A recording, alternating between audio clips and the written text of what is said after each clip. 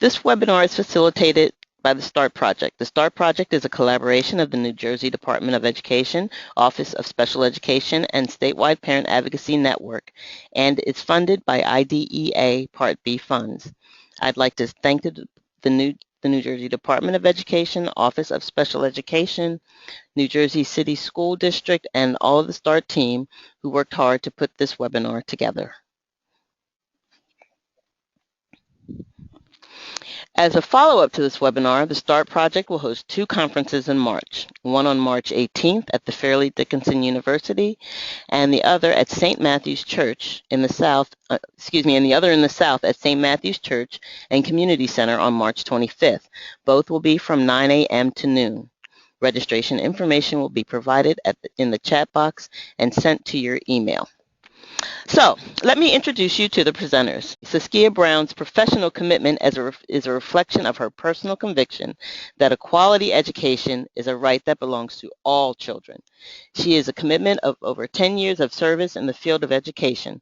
Saskia has previously served as a general education and special education teacher, school program coordinator, director, district administrator, and adjunct professor. At the New Jersey Department of Education, she has served as a fiscal and policy specialist and special education consultant. She currently serves as a project manager for the New Jersey Tiered System of Supports Early Reading Initiative at the department. Our second presenter is Candice Caccaro. Candice Caccaro has been a special education supervisor and teacher with the Jersey City Public Schools for the past 20 years. She has extensive knowledge on creating specialized programs for students with disabilities. Recently, she has served on the committee to further develop the tiered system of supports for the New Jersey Department of Education. She also serves as an adjunct professor for Rutgers University. Our third presenter is Dr. Blake Garrett. Dr. Andrea Blake Garrett is a dedicated mother of 10-year-old twins. She currently serves on the Parent-Teacher Partnership Board at her children's school. Sean Healy and Karen Van Note are lead teachers at Jersey City Schools. My name is Debbie Esposito, and I am a parent group specialist on the START Project. Michelle Tyler is the project coordinator for this event and will facilitate today's webinar. Miriam Elizo is the Northeast Parent Group Specialist, and she will present the polls. Karen Antone is the START Project Director, and she will read the questions to the presenters. So, Miriam, are you ready? We have a poll for you. Please answer to the poll, to the question of the poll. I am attending this webinar as a select one of the following: parent, teacher, or classroom staff, faculty at a school, or other. So simply respond. I would like to know who is here with us. So far, 65% of you have voted, 77% of you. Okay, I'm going to close the poll and share the results.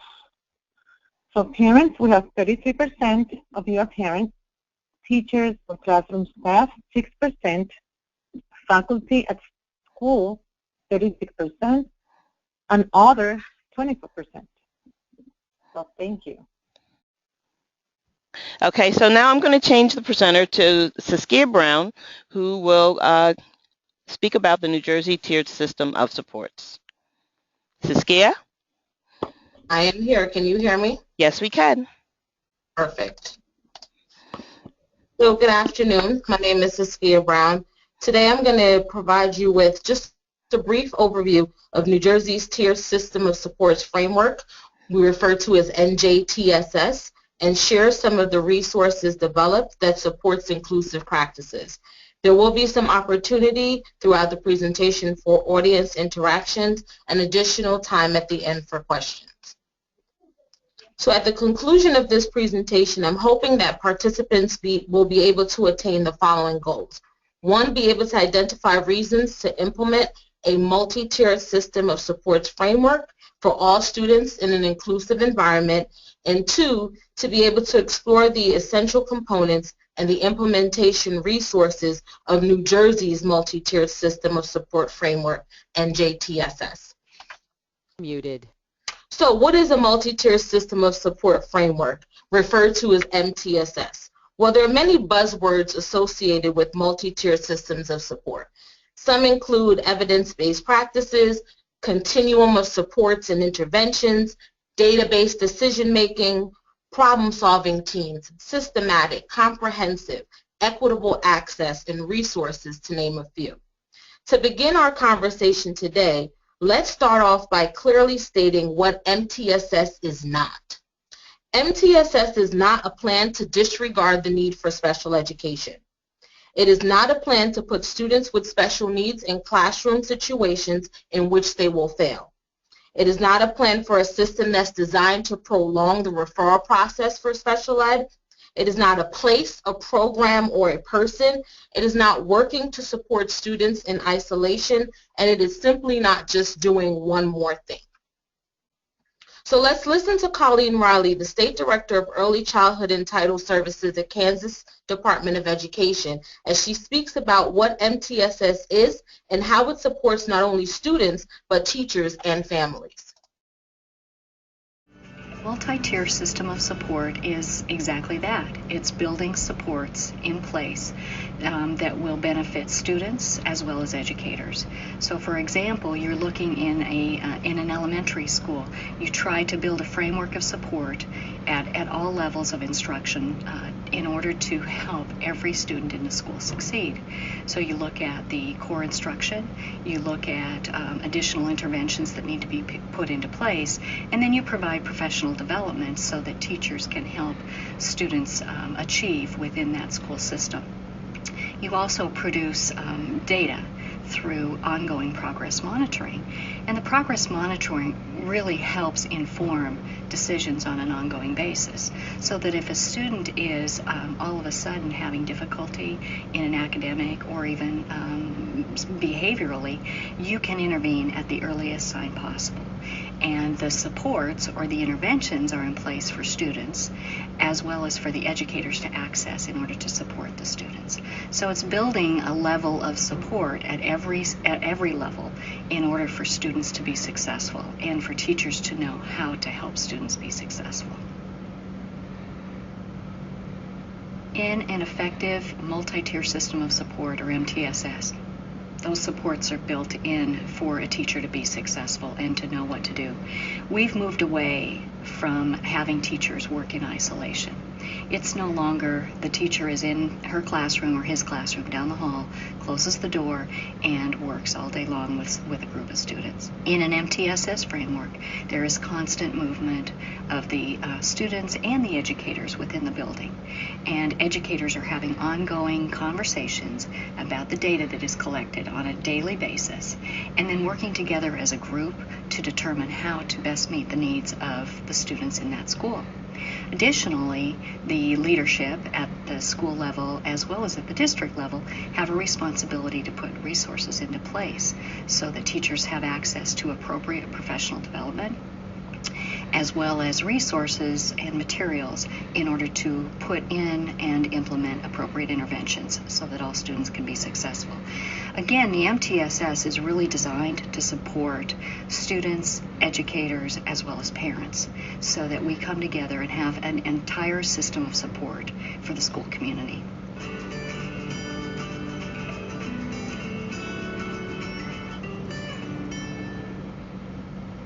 So we'll go to our first audience poll. Miriam? Yes, we have our next poll. So based on how multi-tier system of support is defined, does your school utilize a multi-tier system of support of framework? So please select one of the following: yes, no, or just I don't know. 75% of you have voted. Let's close the poll and share the results. So we have yes, 39% of you, no, 30%, and I don't know, 31%. So let's continue with the presentation to learn more about this. Thank you. So the goal of developing an MTSS framework is to support all students. The goal of MTSS is not just about academics. It is about supporting all the needs of students, including academic needs, behavior, social, emotional, and health-related needs. It is the idea that in order for us to support students, we must address the variables that make up the entire child. We are not just talking about students who get it or students who don't.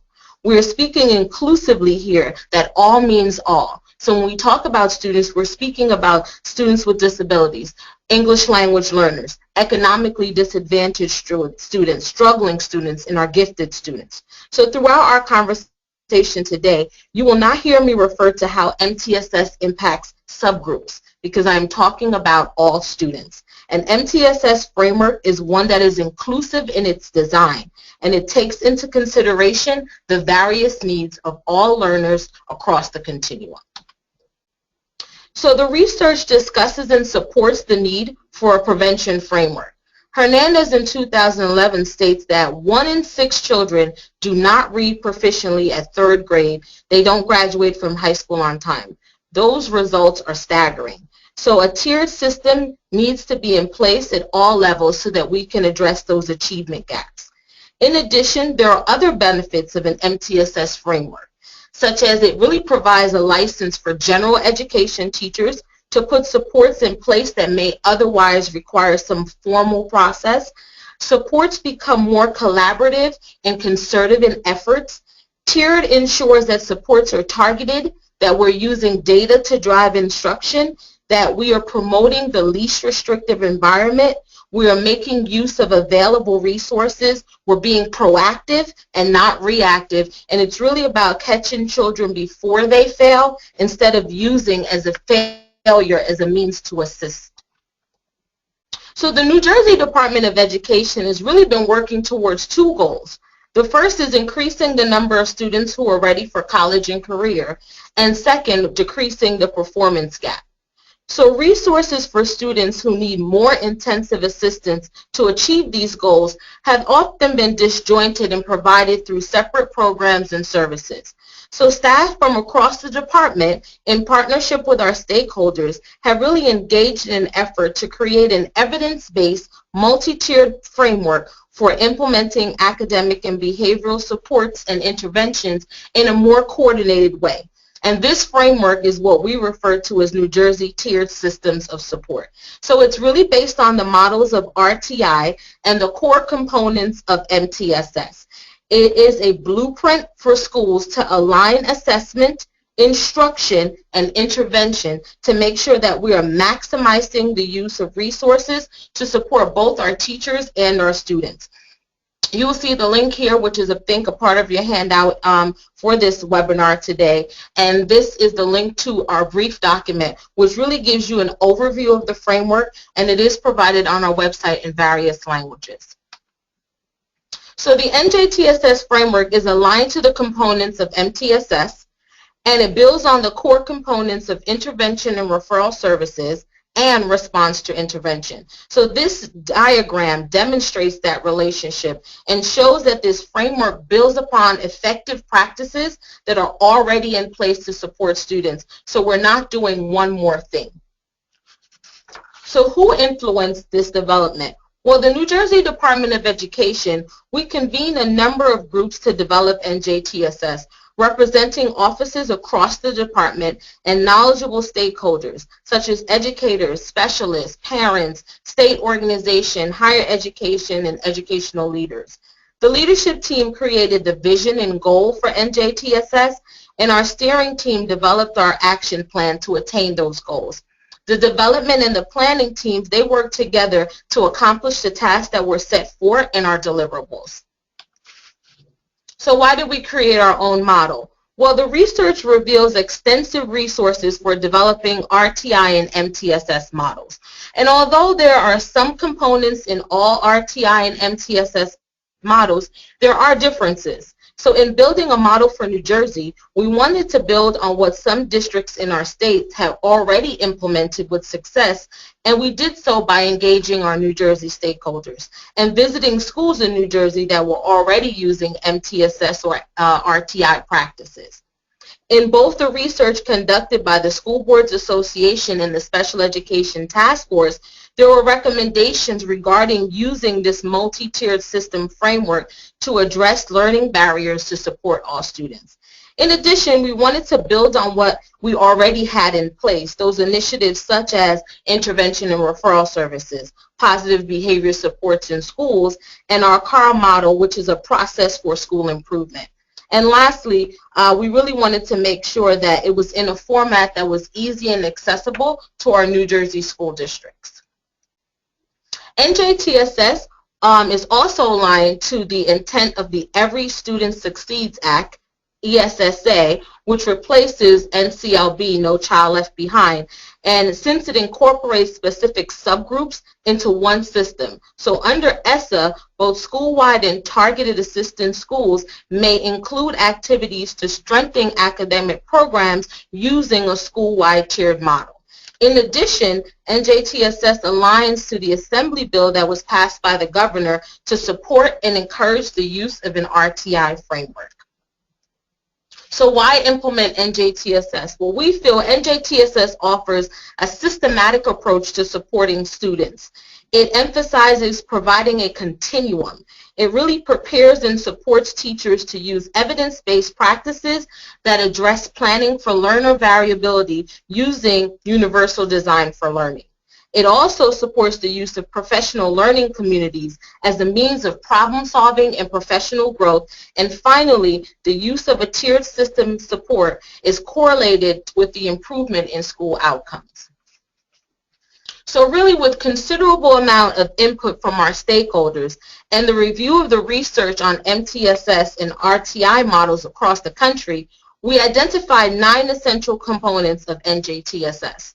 The first 6 components: high-quality learning environments, curricular and instructional practices, universal screening, database decision-making, progress monitoring, collaborative problem-solving teams, and staff professional development, are all critical elements of many RTI models. And these are the elements that align assessment and instruction and fosters collaborative problem-solving by teachers using data. The last 3, positive school culture and climate, district and school leadership, and family and community engagement, are typical of MTSS models, and they create this optimal environment for assessment, instruction, and planning processes to occur. Today, I will speak briefly about those last 3 foundational components. You will see that we also have a link here. That link provides you with the entire essential components document, which provides a definition of each component. There is a description of what that component looks like when it's implemented well, and we also provide 3 key resources for getting started. So our first component, positive school culture and climate, is a foundational component of NJTSS. And NJTSS defines positive school culture and climate as a safe and welcoming environment that is accessible and accessible in its physical environment. There is also an assessment of the school culture and climate using multiple sources, a school environment that has a clearly defined and articulated expectations, transitions, and routines. There is social norms that are instructed there. There is relationship building, behavior expectations that is built into the curriculum and the daily routine. And there is regular activity that are planned specifically to foster positive school culture and community building. In addition, there's communication between staff and administrators that occurs frequently.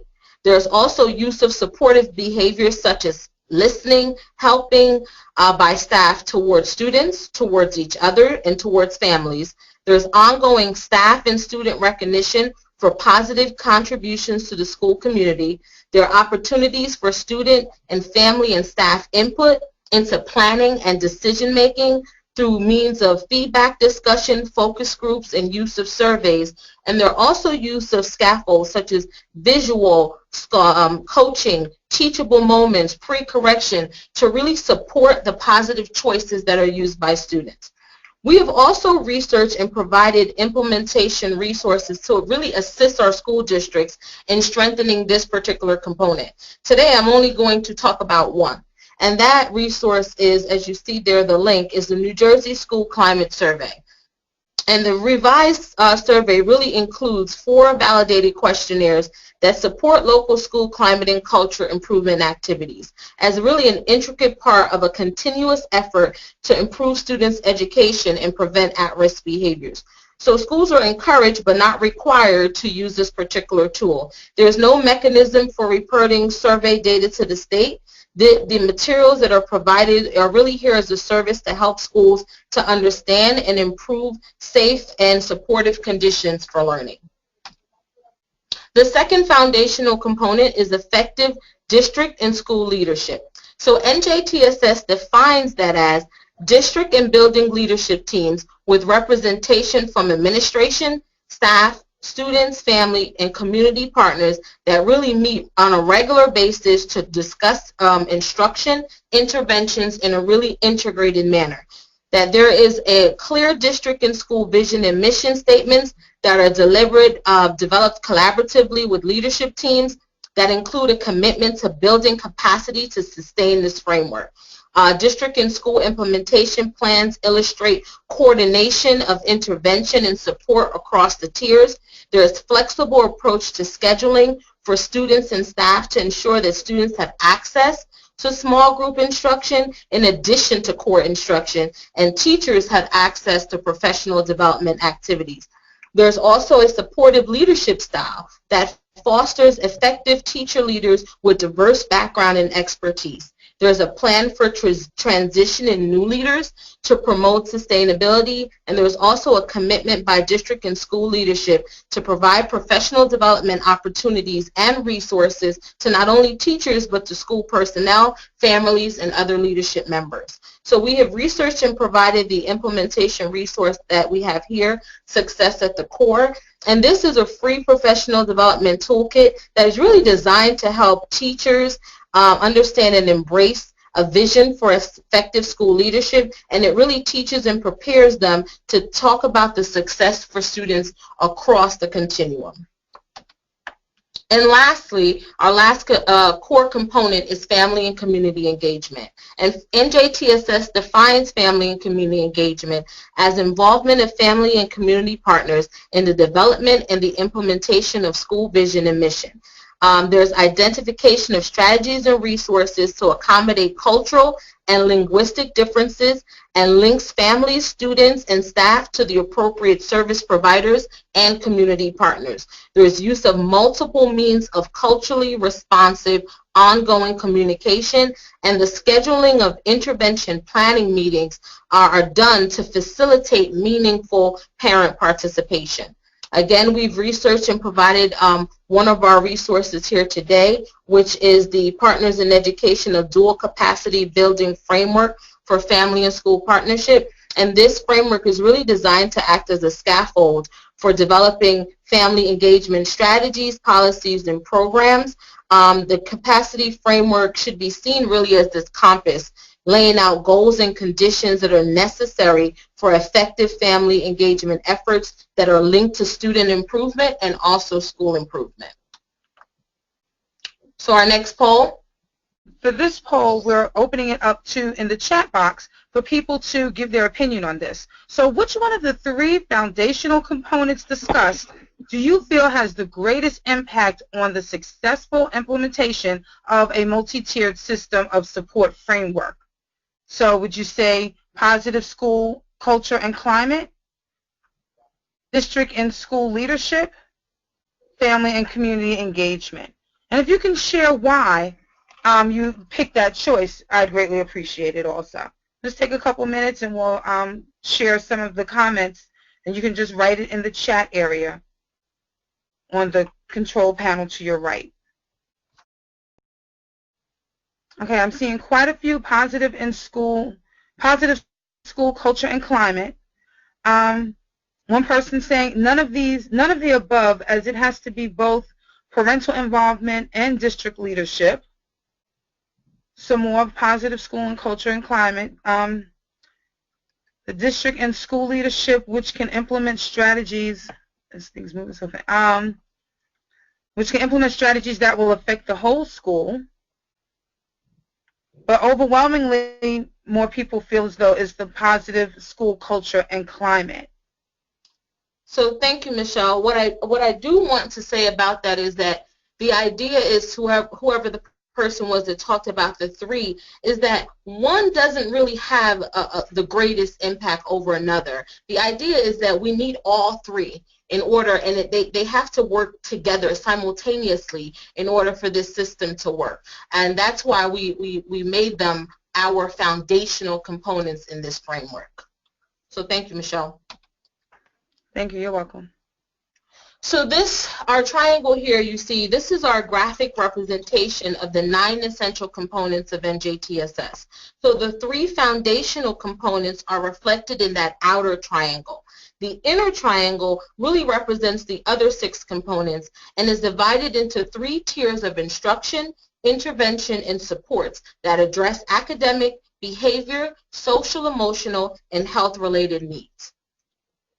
So let's talk about Tier 1. Tier 1 is defined as high-quality core instruction that is provided to all students. It is designed and delivered with fidelity by highly trained teachers. So in Tier 1, students are screened more than once a year in literacy and math to determine those who are on track, those who may need additional support, or those who may require enrichment activities. Problem-solving teams made up of various stakeholders make decisions using data and monitor student progress. Teachers are provided with strategies here to support the needs of their students in their classroom. The school-wide behavior expectations are established here and taught to all. So the research supports that in an effective system, approximately 80% of our students will have their needs met in Tier 1. So this percentage is represented by the data, but I know that if I were to look at the school districts throughout the state of New Jersey, this may not be the case. Some people may have more or less students in Tier 1. The goal, though, is to have a system that at least 80% of our students' needs are being met at Tier 1. So Tier 2. Tier 2 is in addition to Tier 1, and it's not in lieu of Tier 1. So Tier 2 is in addition to Tier 1. Here we provide supplemental supports and intervention that may be delivered in small group instruction or maybe during an additional period. Interventions are increased in their intensity, their frequency, and their duration based on a review of data, and progress is monitored more frequently. It is noted that there should be approximately 15% of our students who are getting their needs met at Tier 2. I will make a quick note and say that a student may be referred to special education at any time if a disability is suspected. However, a referral or a determination that a student has a disability does not mean that they cannot receive instruction using this particular framework. And then lastly, Tier 3. Tier 3 is not special education. Tier 2, Tier 3 is a combination of Tier 1 and Tier 2. So in Tier 3, the supports are more intensive, they are more individualized. The supports increase again in their intensity, the frequency, and the duration. Students' progress is monitored much more frequently using data. And based on the research, approximately 5% of our students' needs may fall in Tier 3. It is important to note that students are not Tier 1, Tier 2, or Tier 3 students. I often hear that. It's really the support that they need fits into these particular tiers. So you can have a student who has a Tier 2 support in one content area or skill and a Tier 3 support in another. The goal is that students should be moving in and out of these interventions throughout the year. And there should be rules to govern how students enter and exit these tiers. Accommodations for students with disabilities or our English language learners should be provided so that they can access the supports at each of these tiers. So as we conclude, I would like for you to see what an MTSS framework looks like in action. So as you watch this video, think about how this framework is being used to support teachers and students in this inclusive environment. How are you going to get from there to there? I think it's southwest. Okay, try it. Like, take your finger. Now follow my finger with me. West. Do we get to our destination? Yeah. All right. Bye-bye.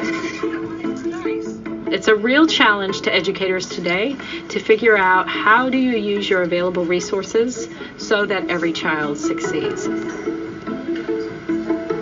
Before we started our work, we had what other schools had. There would be a teacher in a classroom, they would teach a curriculum, and if a student needed extra help, out the door they went, down the hallway they went, and somebody else pulled out all the tricks that they knew and tried to teach that child.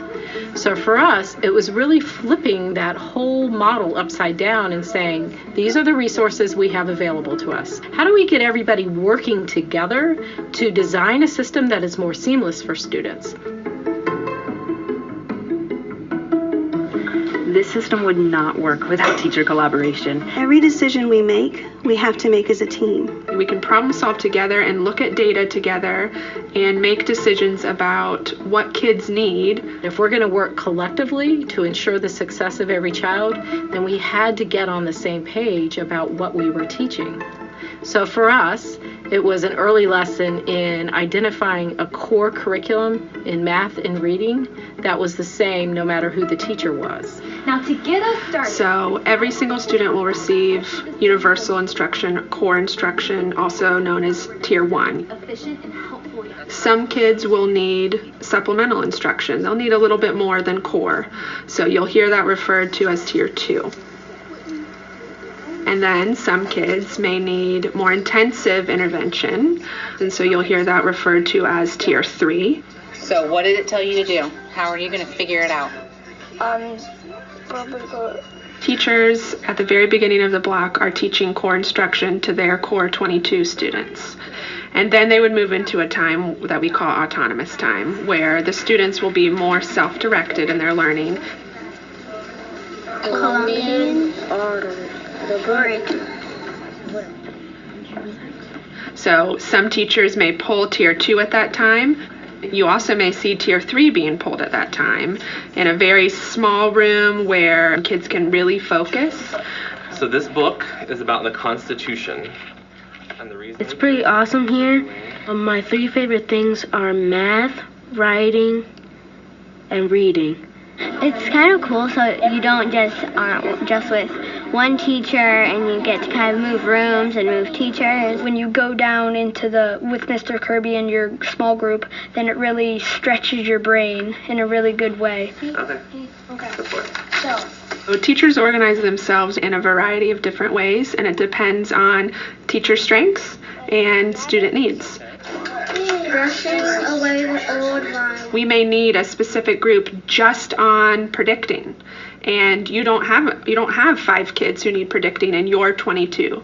You have a whole bunch of them across the learning community. So it's really important that the tiers are connected. Your core instruction could be inferring. If they're receiving Tier 1 with me and Tier 2 with you and Tier 3 with someone else, we all are really teaching inferring. We just may be teaching it with different materials. That requires a lot of trust amongst teachers, and that also requires teachers to communicate. They meet every Wednesday in a learning community, and they definitely check in with each other about instruction. They have almost all of their packet already filled out, and then there's some groups of kids that don't have anything filled out. We have the same problems with when they come to us, they have to finish up the packet. So if we try to stick to what that core part is, and then we meet as a student success team. That team is made up of myself, the learning community leader, all of the core teachers, administrators, guidance counselors, speech and language pathologists. All of those stakeholders will sit around the table together, take a look at all the data, have deep conversations about the effectiveness of the core instruction, and also monitor the progress of the Tier 2 groups and the Tier 3, and then problem solve together to figure out the ways in which they might make adjustments. And then once they make those major adjustments, then they'll come back together once a month to make sure progress is being made. 3% of the time. And then reading, which was mini lesson, 45% of the time, and then 83% of the time. And then you also had some really other good details. Maybe her goal sheet is almost like twice as long, so she has more space like on Monday, and right before you go into Tier 2, okay, like what are the specific things you're going to do? I think that we're meeting the students' needs better The growth that we see in our students is phenomenal. We've had kids go from 8th percentile to 30, 40th percentile and sometimes higher. My work is to make sure that all kids get what they need. We have lots of different types of learners, and everybody deserves to have instruction that meets their needs. That was beautiful.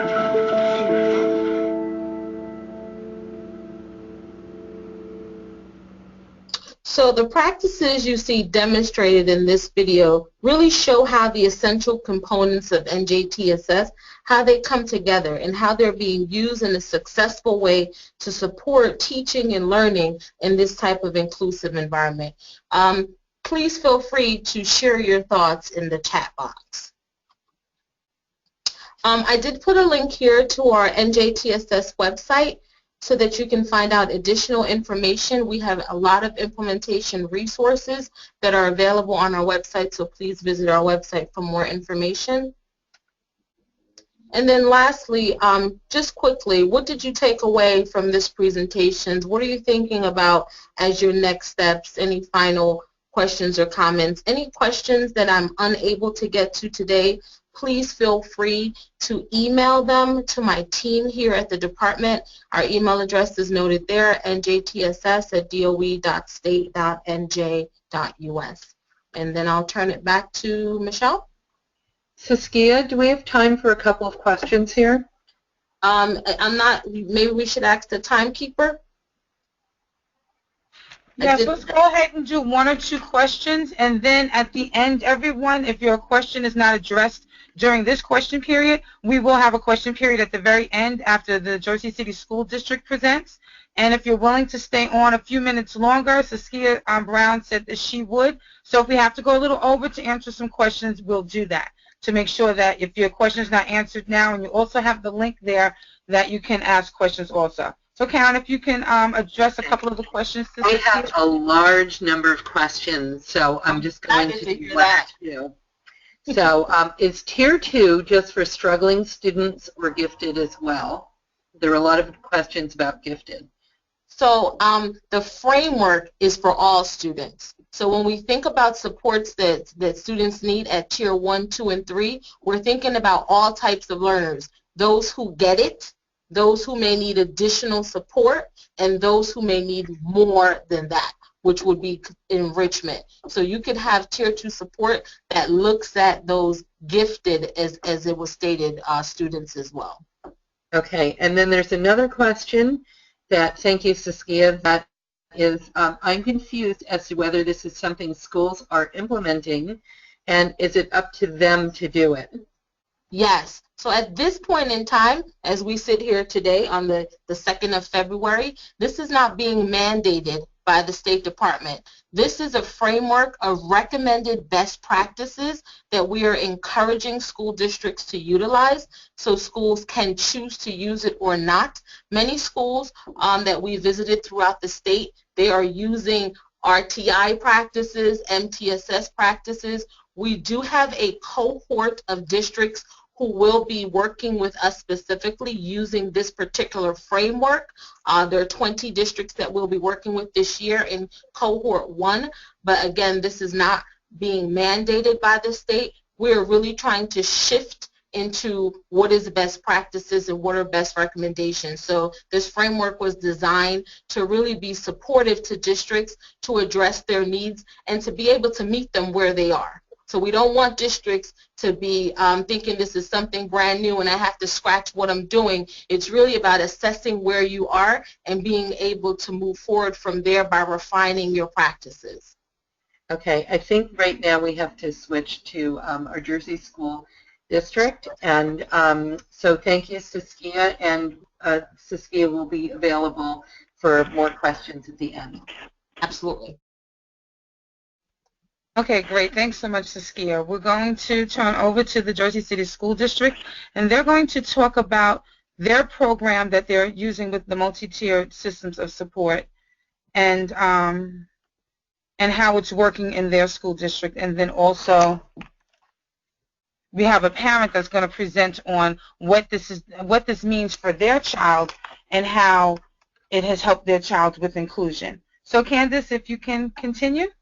Sure. Good afternoon, everyone. My name is Candace Cocaro. I'm a special education supervisor with the Jersey City Public Schools. This is our 6th year of implementation of a tiered system of support model, and I'm going to discuss the goals of the special education department's tiered system of support. We would like to promote more inclusion and least restrictive environments by providing students and teachers with targeted interventions at students' functional levels while making the grade level curriculum more accessible. We would like to identify students in need of additional support early by supporting teachers in identifying strengths and weaknesses in a whole class, small group, and individual students by placing students in the most appropriate intervention and in implementing each intervention program with fidelity. We would also like to reduce special education referrals by identifying instructional needs early and focusing instructional support effectively and intensively by providing engaging instructional programs to meet each student's needs and by providing them with experiences of both success and rigorous challenge. We also establish baseline levels for both special needs students and at-risk students and measure student growth. And we're also promoting greater parental understanding and participation in the tiered system of support. So why did the Jersey City Public Schools need a tiered system of support? Because the district curriculum did not provide the proper interventions or resources for students with IEPs or for students who are at risk, who were performing significantly below grade level.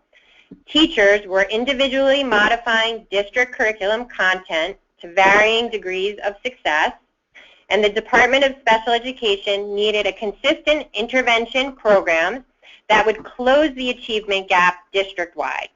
And current research showed that students benefited more from being in an inclusive setting rather than a resource pull-out setting.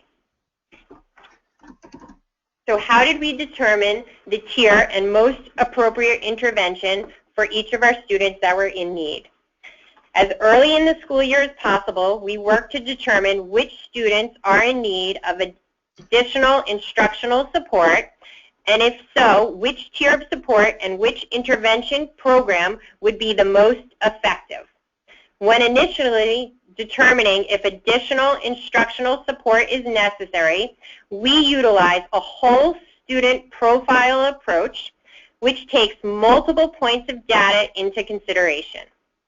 We also use universal screeners that are given 3 times throughout the school year to monitor progress. Some examples of our universal screeners are the Diagnostics Online Reading Assessment, the Group Reading Assessment and Diagnostic Evaluation, and the Adaptive Diagnostic Assessment of Mathematics. How does the tiered system of support promote inclusion? It provides a clear implementation strategy for inclusion practices. It clearly defines the role and responsibilities and collaboration of the general and special education teachers. It enables the allocation of resources for instruction and intervention. And it avoids early and unnecessary labeling of students with learning and behavioral problems. So what support does the Jersey City Public Schools use to determine the appropriate interventions for our students in need? If a student's placement isn't unclear, for example, if a student scores very well on one assessment but very poorly on several others, school administrators, parents, special education supervisors, child study team members, lead teachers, and teachers collaborate to work out the best possible solution.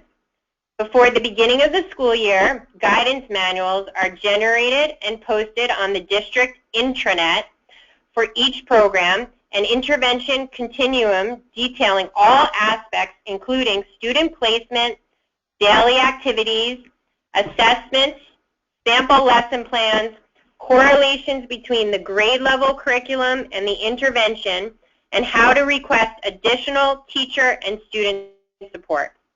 We also provide extensive professional development to all school administrators, parents, supervisors, child study team members, and teachers on how to place students properly in the appropriate tier of support, implement interventions with fidelity, and utilize the continuum of support most effectively.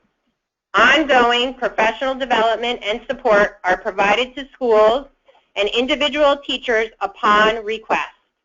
This support takes a variety of forms, including workshops, model lessons, lesson studies, additional resources, and teacher, child study team, and administrator support meetings. I'm going to turn it over to a lead teacher with the Jersey City Public Schools, the Department of Special Ed, Mr. Sean Healy. Good afternoon, everyone. My name is Sean Healy. I'm a lead teacher with the Special Education Department. One of my main roles is to coordinate and support our mathematics intervention. The mathematics interventions that we utilize are intensive math programs that develop a student's conceptual and procedural understanding through the concrete to representational to abstract methodology. The intervention programs have been aligned with the district grade level curricula of Envision Math and Holt McDougall Mathematics. The math interventions help students identified as in need of extra support with their basic skills while increasing their success and confidence with grade level mathematics. This helps reduce referrals to special education and promote more inclusion and less restrictive environments. The interventions also support teachers with hands-on activities, engaging lessons, organizational tools, user-friendly lesson plans, and web-based assessments and reports to monitor student progress. These progress reports are shared with parents to keep them aware of their child's math skills, promote their engagement in the instructional process, and help them support their child at home. I will now turn the presentation over to Cara Van Note, our lead teacher for language arts. Good afternoon. I'm Cara Van Note. I'm Orton Gillingham certified and a lead teacher for language arts in Jersey City. Reading Street is implemented for all students as part of the language arts curriculum in Jersey City. This program covers all reading skills throughout a day's lesson. Reading Street covers as many as 38 literacy skills throughout the course of each day. The core of Reading Street prioritizes instruction to support higher levels of reading and writing. As part of a Tier 1 intervention, Jersey City supplies a response to intervention kit that provides alternative strategies, evidence-based curricular instructional practices, and accommodations. My Sidewalks is a Tier 2 intervention that is part of Reading Street. The intervention is available for general education and special education students. The focus is on priority skills to improve reading and comprehension abilities. My Sidewalks is a 5-day program. Each day there is a series of 5 through 6 activities.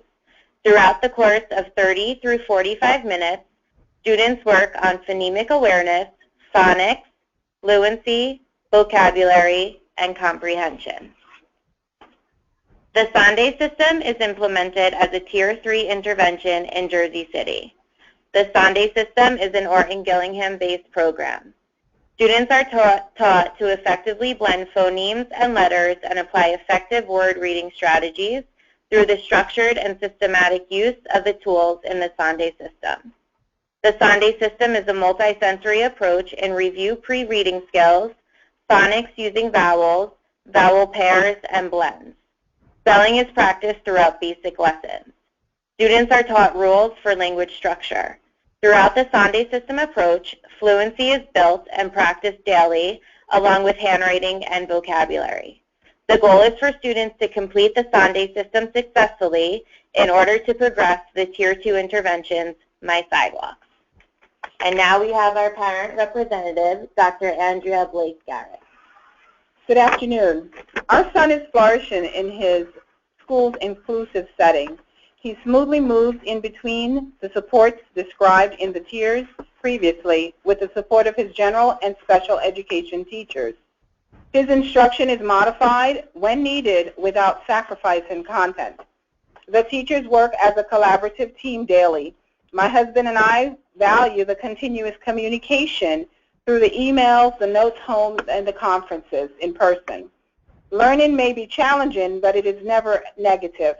He knows that there are many ways and methods to learn new content, that he is not alone on this road.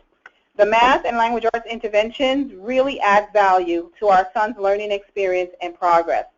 For example, with the Move-In with Math, there is an in-school and at-home component that allows us to help guide him to mastery so he can move on successfully.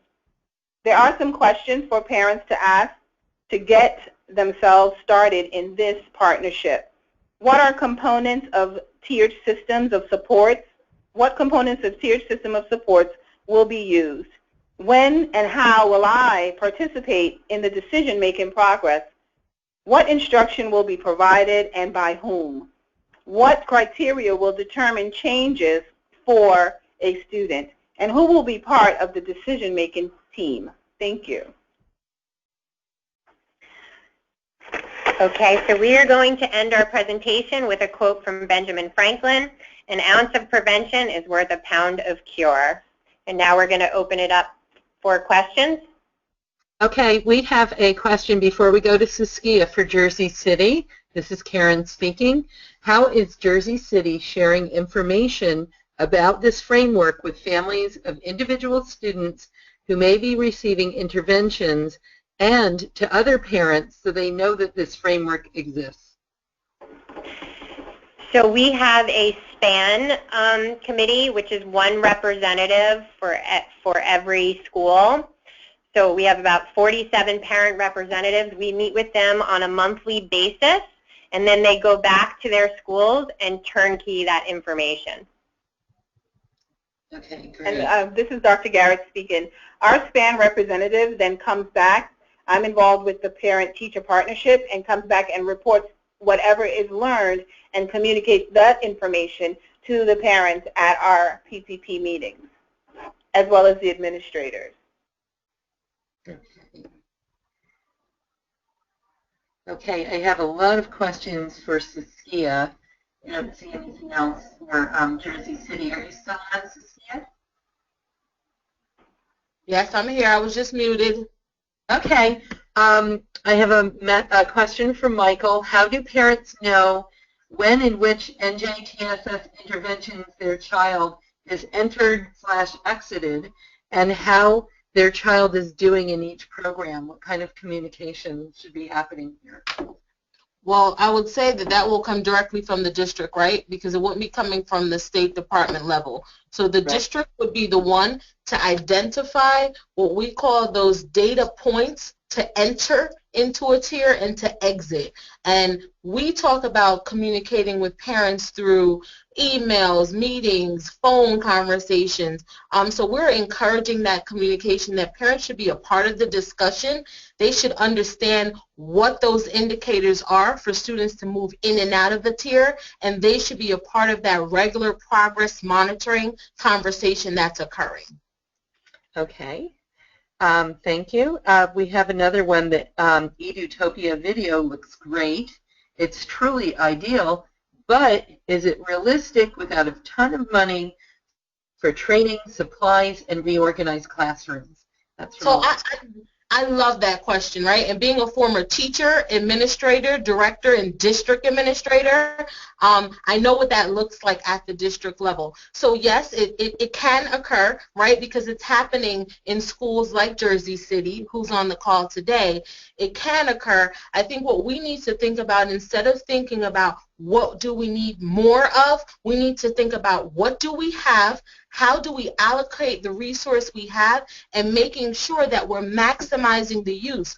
Often when I go to schools and assess, they have a lot of stuff. Sometimes they have too much that they don't need, or they don't have the right things that they need for the right students. So the students who need the supports are not the ones that are getting it. So when you think about using this type of structure, it's really about making sure that we're maximizing unmuted. We're being much more efficient in how we do so, and there are scheduling conflicts that come across, but those are things that throughout the planning process that a district can overcome. So while I like to think that, yes, it is ideal, it is realistic as well, because I've seen it through the great work that's happening in some of the school districts throughout New Jersey.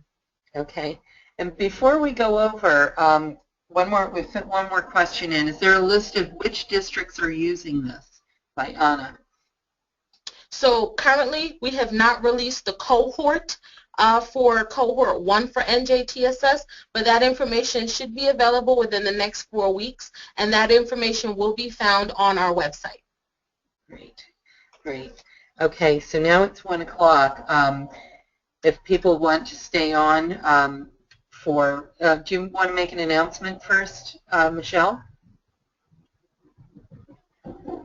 Sure. Thanks so much, Karen. So I just wanted to remind everyone about the conferences that we will be having in North and South Jersey. As mentioned earlier, there's going to be 2 conferences in March, one on March 18th at Fairleigh Dickinson University and the other one at St. Matthew's Church Community Center on March 25th with the same theme and focus that we've been talking about today, which is the New Jersey Tiered Systems of Support. Both of them will be from 9 a.m. to noon, and registration information will be provided in the chat box. You can also click the link if you do download the PowerPoint information, and we will send it to you by email in addition to that. And as promised, we do want to, if your questions were not answered, Saskia did provide the information for emailing any questions, and that was also put into the chat box again, and she's going to stay on the line a little bit longer to be able to answer any additional questions that you may want to give at this time. So Karen, if you can address any other questions that the attendees have. Okay, Lauren typed in, thanks for the chart showing INRS, then RTI, then tiers, and she'd like to know some clarification on how they interact. So we're talking about the diagram? Yes. Okay, so the interaction is really showing first that when we think about NJTSS, it's showing you that NJTSS builds upon the practices that we already see in INRS. It also incorporates practices that you see from RTI and then practices from MTSS. So what we did was, instead of just looking at RTI alone and saying, let's build an RTI framework, we said, wait a minute, what are the best practices around RTI? What are the best practices for multi-tiered systems of support, and what are the best practices that are already in place regarding INRS? Let's take those and put them into one framework. So that is what that diagram is showing, that we're not creating anything new, we're just restructuring what we already have and putting it into one framework. Okay, great answer. Hey Karen, I'm sorry to interrupt, but I do want to say for those that do have to get off the line, thank you so much for attending today's webinar. Debbie, if you can go to the next screen, there is information if you'd like to contact the START department at SPAN and information for SPAN also. And as you close out the webinar, there will be you'll get a pop-up for a quick survey and evaluation. It's only 5 questions. If you can please take a moment and answer those questions. It really does shape the different information that we try to bring to you to continue the family engagement. Thanks so much. Sorry to interrupt, Karen. If I could say one thing also, I will be attending the Inclusion Mini Conference in North at Fairleigh Dickinson, and will be available then as well if you'd like to meet me in person and give me any specific questions that you may have from your district that you may not want to have in this forum. Thanks so much, Saskia, for adding that. Yes, thank you. And we'll take just a couple more questions. Melanie has typed in, how do they determine if a child needs Tier 3 or Tier 2 services? So we're going to be determining that using data. So school districts establish data criteria for their school based on their curriculum, and we'll be using data and reviewing data to determine if a student needs Tier 2 or Tier 3 supports. So that will be based on the individual decisions that are made at the district level. Okay. And Karen asks, is this sustainable? Absolutely it is. I think so too. These practices have existed for over 20 years now. So RTI is not new. It's been around for a really long time, and it's been sustained well over the course of that time. So I do think this is sustainable if we make sure that those essential components that we talk about, if those essential components are worked on and perfected, we absolutely can sustain this throughout different leaderships. Karen, we have a question from Suzanne has raised her hand. Suzanne, are you there? I see her question here. I have a couple of other questions as well. Suzanne is asking, does this apply for middle and high school or just K through 5? No, we are looking at this from pre-K, because we also have a pre-K component, early childhood component, all the way up to 12th grade. So we have school districts such as Elizabeth that are doing this at the high school level. So we are looking at this framework and as it applies to all students across all grade levels. Okay. And then Kwan is asking, if my district doesn't support inclusion, what can I do? That's a loaded question, right? If your district doesn't support inclusion, one, I would say, how do we determine that they don't support inclusion? And then if we can do that, you know, what types of, if you're a parent or is this person a parent or is this person a staff member of the district? So I think determine on what role you play in the district, you should be able to utilize whatever forum is given to you to be able to start to have these discussions. Okay. And I think we could go on all day. Do you think we should take a couple more or and I have no problem. I'm here, so if you guys want to stay on to answer, I will be more than willing to. Yeah, so we have a couple more about the, they see how it works in elementary, but not in middle school. So we do, just so that whoever's still on know that the department is currently working on guidelines that will be available on our website, and in the guidelines we will be providing very specific examples from school districts for early childhood settings such as pre-K, elementary settings, middle school settings, because we know the scheduling in middle school looks very different, and also high school settings, so that districts will have very specific examples of what this could look like at the different levels. And in Jersey City, we have different interventions from pre-K all the way up to the high school level. Great. Good to hear that. So, and then one more. We'll take one more. Actually, someone's asking about how can we implement in out-of-district placements where the students are already classified. So when we think about this framework, I think I mentioned that when we think about multi-tiered systems of support, it's not a place or a program, right? So a place doesn't matter. It doesn't matter where a student is placed. It's about using evidence-based practices to support the needs of all students. So a out-of-district placement could be using, that school could be using this same framework to support students. Okay. So now I have a couple of data questions. I heard data-based a few times. Who is collecting the data and how? I gather it's the teachers. If not, is there funding available to hire additional? It would be the teachers.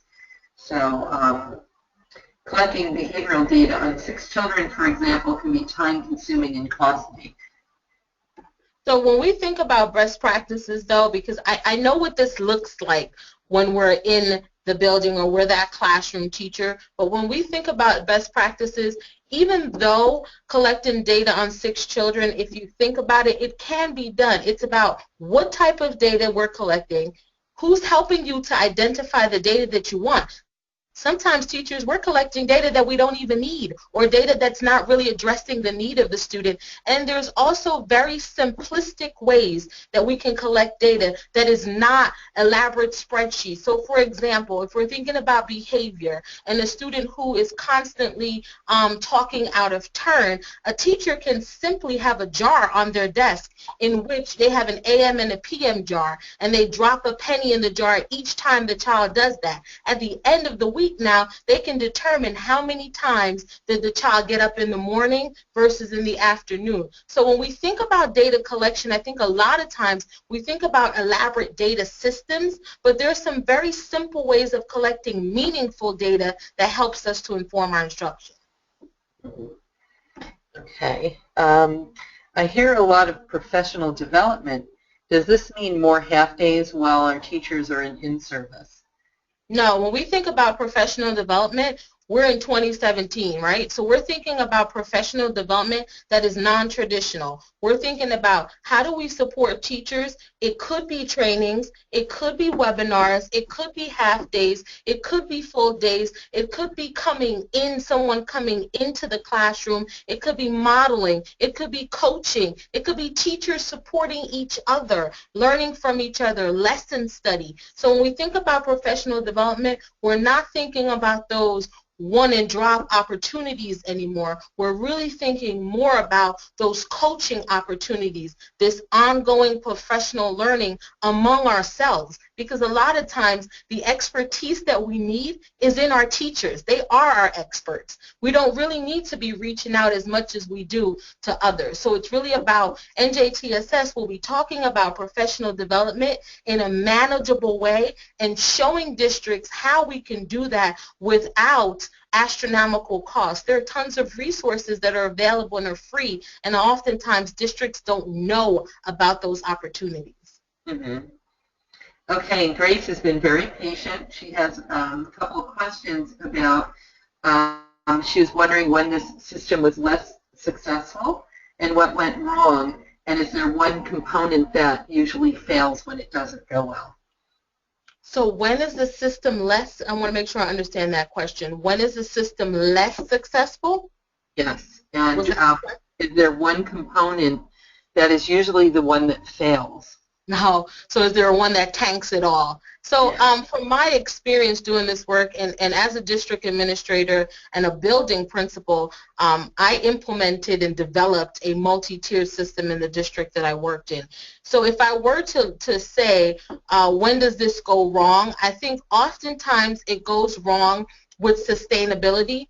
And if I were to think about I don't think there is one component over another that tanks the system, but what I have noticed is that when leadership changes, that's where you kind of see some of the gaps. So when you have a committed leader who's committed to this system, all the components are working well, the system works effectively, but if that leader is not doing things to sustain that systemically within the system, what will happen is when that leader leaves, the system goes with that leader. Mm-hmm. Okay. Well, here's a good one. At what point do you decide it's not working for a particular kiddo and have them refer for an IEP? And if they don't have an IEP, how does that interfere with the NJTSS program in the inclusion classroom? So I'm going to take the first part of that question first, and then I'll ask you the second part. The piece about at what point do we know it's not working, I did mention when I talked about that triangle that this idea that as professionals and parents and families, we know students best, right? So at the State Department, I am never going to say to you, at this point is when you do this. That discussion needs to happen with that team collaboratively. And it can happen at any point in this process. So as I said when we were in Tier 2, if a child is suspected of having a disability, that referral process is not stopped by utilizing this framework. So we would continue to make those decisions in the same manner in which we do now. And what was the second part of that question? Okay. If a child does have an IEP, how does that interfere with the NJTSS program in the inclusion classroom? Great. So that's a really good question. And what we are saying is, and it's the reason why we have that word accommodations inside of our triangle. Oftentimes, when people think about students with disabilities or a student who may be supported with an IEP, they think about them as being outside of the triangle. Oh, they're already getting special ed, so they don't need this stuff. Well, what I'm here to tell you is that's not true. Students with disabilities are entitled to the same supports that are provided to all students. So when we think about the core at Tier 1, the core that we're giving all other kids is the same core that we give our students with disabilities. What that IEP does is make it so the vehicle and how we get there, we provide accommodations, we modify instruction, so students with disabilities can still be receiving support throughout the 3 tiers of instruction in addition to what's being provided through their IEP. It's not in lieu of, and it doesn't have to be one or the other. Okay, that's a great answer. So then we have Kimberly asking, did you say each district has their own testing to determine RTI placement or displacement?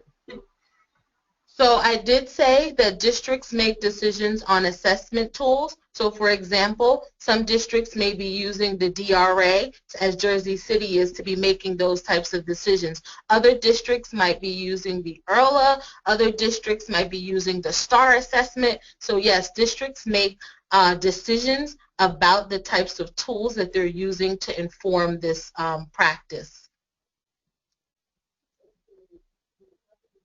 Okay, and the last question, and I thank you so much, Saskia, for answering all these questions. No problem. Juan wants to know, if my district doesn't support inclusion, what can I do? I think I answered this, and I said that if you were a parent, maybe you wanted to get with a parent group to start to have conversations about how do we advocate for the supports we need. And the same thing that if you are a teacher that's within this district, when we think about this idea of inclusion, sometimes we forget that even though we think about practices, it's really about what people value and believe. So we kind of have to start to have those conversations first before we can even inform practices. So if it's having a group of people come together to kind of talk about what we value and believe, and then being able to move forward to advocate for that within the district structure. Okay, great. Well, thank you everyone for attending. And again, there's an email address, and the archived webinar will be available within a couple of days. Thank you. Michelle? Anything else? Yes, just to echo, thank you also everyone for attending, and please complete the evaluation. Have a great day, everyone. Bye-bye.